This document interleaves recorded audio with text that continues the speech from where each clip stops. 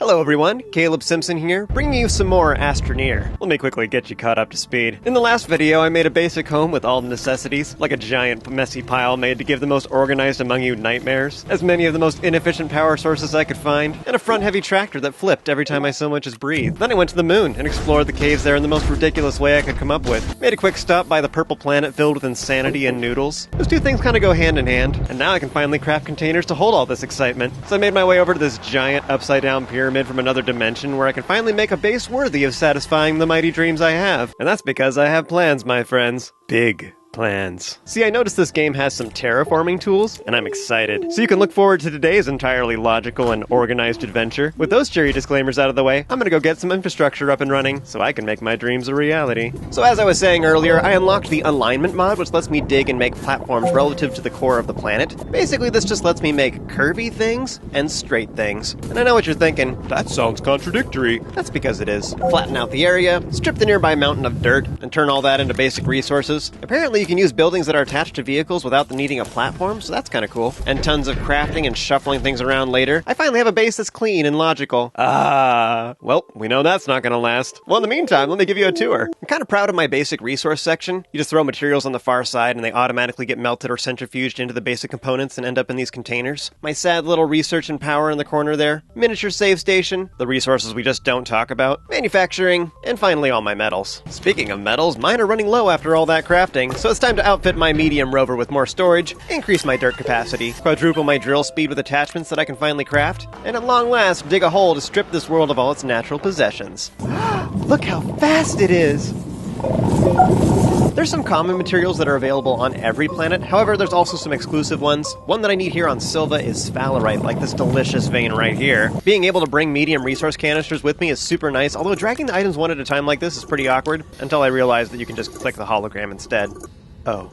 So if you're going to play this game, just remember that gravity is nothing more than an optional perk. This is because gravity gets lighter the further you are from the planet's surface. So if you're either up high in the atmosphere or you get closer to the core, like when you're in the deep caverns like I am right now, then you become pretty floaty, and funky situations like this happen pretty regularly, so you have to move really slowly and carefully to avoid problems. There's definitely some finesse required to not just accidentally kill yourself all the time. This is me panicking, by the way, realizing that oxygen might suddenly become an optional perk as well. I actually had a pretty clean recovery here, but it's usually a lot messier and deadlier than that when things go unexpectedly wrong. This game often leaves me feeling like things are half my fault and half not, but the crazy physics are also part of its charm. Oh my. Look how huge and just beautifully natural this open cavern is. Like a true human being, I'll just put a giant highway right through the middle of it. Get out of my way, stalactites. You're in the way of a little something I'd like to call progress. But whenever I find a new cavern layer, I make a big old landing so I can easily explore to either side, or just turn around. Like seriously, having a bunch of trailers behind you makes maneuvering around really awkward. I'm a pretty firm believer in making sure working environments are ethical, ergonomic, and safe, which is why the driver's seat is going right there.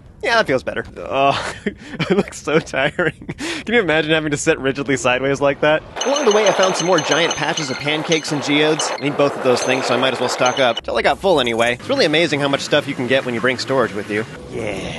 Yes, smelt away my little ores. Become putty in my hands. And then become something more useful than putty, ideally. Oh yeah, now things are getting spicy. I can finally unlock my first vehicle drill. Just give me a sec while I science up some tungsten carbide, and throw that in my 3D printer. Unfortunately, I do have to move that ergonomic chair that I just put together, so I can slap the drill onto the front. With some soil canisters on the vehicle somewhere, I can now gather dirt with it too. The time has come. Digging with vehicles is functional but kind of clunky. You can aim the direction you want to dig by using your camera, but most angles will obstruct your vision at the same time. Kind of makes me feel like this game has a vendetta against my sanity. I'm also getting down into bedrock now, and a lot of it's just too tough for my drill to dig through, but my vehicle can. What this means is that I have to keep collecting soil with my rover, and then transfer all the soil canisters to my backpack to make platforms manually. And yes, this process is just as beautifully elegant and majestic as it sounds. Don't you just hate it when you're minding your own business and bam, a wild mushroom appears? You can either swerve around these things or dig them up by the roots. I'm pretty determined to keep my ramp going nice and straight though. I'm super committed at this point. You can also collect resources with your vehicle by just nomming through everything in sight, as long as you have enough storage to hold it anyway. This is pretty sweet if you find a big old patch of something you need, like this ammonium right here. At the same time though, the rover is still really awkward to maneuver, so it feels pretty situational to me whether or not it'd be faster to just get out and dig manually anyway. Eventually, my ramp took me all the way to one of the alien structures at the outer core. I'm actually kind of amazed that it worked out that way. I'll be exploring that later. For right now, though, I'm going back to my base to drop off all my resources. So it occurs to me that my next project is going to require some dirt. Like, a lot of dirt. And by a lot, I mean a lot. Surely this isn't too many. Did you know that with the alignment mod I can dig straight towards the core? What this tells me is that I can make these deliciously obnoxious holes. I'm pretty sure that each one of these is deep enough to kill me if I accidentally fall in. And obviously the most practical application of this is to create a minefield of death that I have to navigate through every time I pass through. Before you object, just know this is really just a defensive tactic to keep all those aliens away that you've been seeing this whole game. The alignment mod allows me to dig straight towards the core or make perpendicular walls. This lets me make some pretty unique terrain that I can then... Well, this gives me all kinds of ideas. The first step in my new plan is to make a ramp that I can barely climb up at the slowest speed possible. Next, I'll just throw on some wings that can become floating platforms. In the process, I also discovered that my narrow ramp is pretty easy for me to slide off of and die. So in the interest of making things safer, I decided to place my respawn building a little bit closer. Unfortunately, it wouldn't let me snap it upside down. But I did manage to place it at just the right height so that I shatter my kneecaps every time I come back to life. And that, my friends, is the sound of a job well done. See, I don't really like using solar panels very much because if they end up in shadows, they just stop working. And naturally, my base just so happened to be at the far south pole, so I don't actually get much sun here. I'll just place my solar panels up in the sky at an angle facing towards the equator. Clearly, this is the most elegant solution to my problem. Then all my wind power can just awkwardly snap underneath. Of course, with all my power generation up in the sky, I need some way to connect it to the rest of my base. And obviously, the only course of action here is more nonsensical platforms floating up in the middle of nowhere. It also occurred to me that small platforms only cost 1 resin.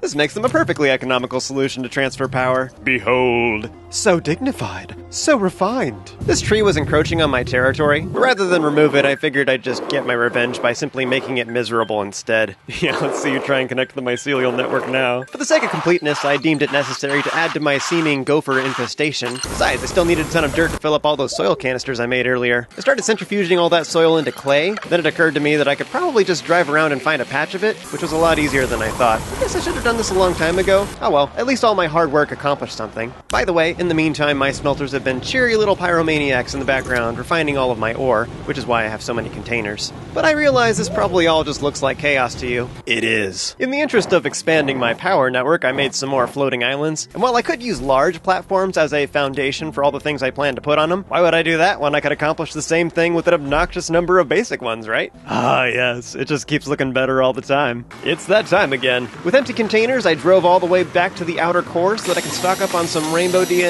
That's right, it's time for Astronium. This stuff is only found at the planet's core, so you have to be careful not to fall into the hollow abyss filled with alien technology. It's actually super cool down there, but I'm not really ready to deal with it yet. For now, I'm just gathering Astronium. There's probably another good patch somewhere around here. Ah! What? I just assumed that it would respawn me at the last save point I used. Apparently not. Well, I did want to grab my shuttle anyway, but just to make super sure that I don't respawn at either one, I'm leapfrogging them both back to my new home. Wherever I leave it, it's gotta be scenic, though. Perfect! After some careful deliberation, I decided the easiest way to do this would be to just make another tractor. I could have grabbed the one back at my old base, but I figured I should leave it there in case I respawn at my old house, so I have a way to get back here. Tractors only cost 1 aluminum, and I can power it with one of my old wind turbines. Things were going pretty great at first, but the deeper I got, the lower gravity became, and my confidence quickly became pure terror. Honestly, I should have known better. Considering how many times tractors had derped out on me while on level ground, I'm not sure why I thought going down a steep incline with one would be a good idea. I kind of figured at any moment it would just nope on off the ledge and leave me to suffocate alone. But after 5 minutes of impersonating a tumbleweed, I took the wind turbine off the front and it drove perfectly fine. Of course, I don't know why you expected anything else. Naturally, I only figured that out after I'd already traveled most of the distance here, though, while sitting on the edge of my seat and biting my fingernails. Using my compass, I was able to easily find my noble steed right away. At this point, I was feeling a little nervous, so I decided to just run straight home. Along the way, though, I did discover a big old patch of celery, which is one of the other exclusive resources found here on Silva. Get all that smelting real quick. I do believe my research department is due for an upgrade. A little of this, a little of that. And voila!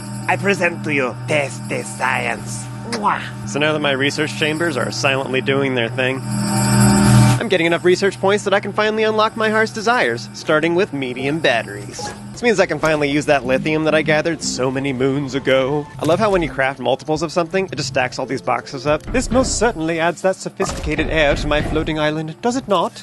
Oh yes, nothing says progress like continuing to make the same early game garbage platforms that I should have moved past long ago. Yeah, let's just decorate another island with them real quick. Unlock some medium wind turbines. Honestly, I don't remember these in pottery class either. So, I generate more power than I need, it gets stored in the buffer, which then powers everything else whenever the wind dies down. And I could use solar as well. It's just really inefficient here because I'm at the South Pole. I know it feels a little too green around here for that to be the case, but it's just global warming at its finest, I guess. Speaking of which, let's just take a quick moment to admire this complete disaster that is my front lawn. See, the way I figured, a successful base really just boils down to having that beautiful contrast. So you start out by making it as organized as possible, and then you add a little something special that leaves you asking simple questions like, how did I ever get to this point? Now that I have Astronium, I'm getting research points exponentially faster, so it doesn't really take very long to unlock anything that I want, like some of them large storage and medium soil canisters. I'll just throw some of those on some rovers.